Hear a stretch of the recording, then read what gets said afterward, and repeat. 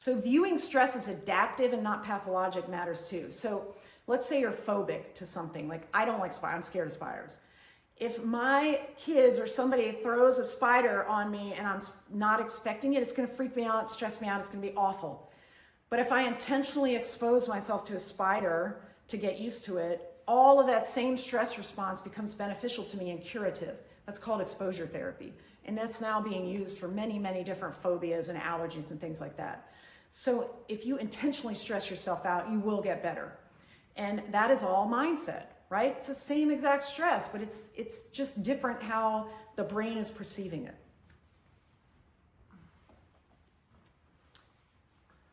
All right, the pessimist will say, I'm just bad at exercising. I don't know how to do it. It's just who I am.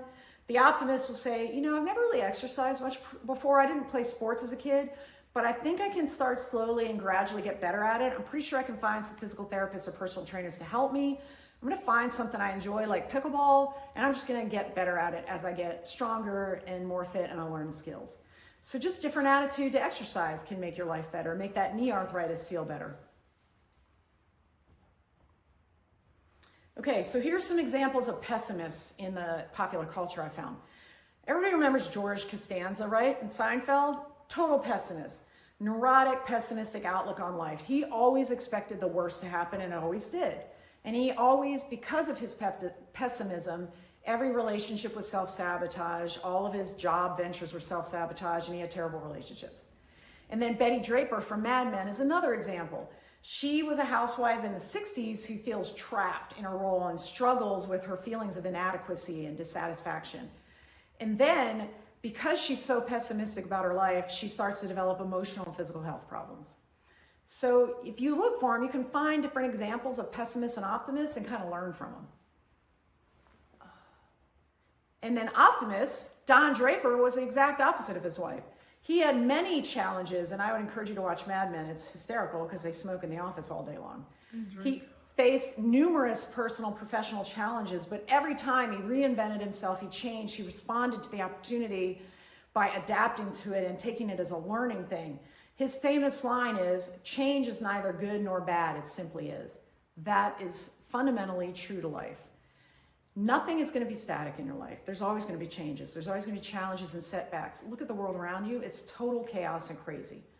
That is never going to change. Nothing is set in stone except that everything always changes. It is what it is. The only thing that you can control is how you respond to it. So he accepts life's uncertainties and then looks for the opportunities in life's uncertainties and becomes ultimately successful. Jerry Seinfeld was the optimist, right? He exemplified resilience and optimism no matter what.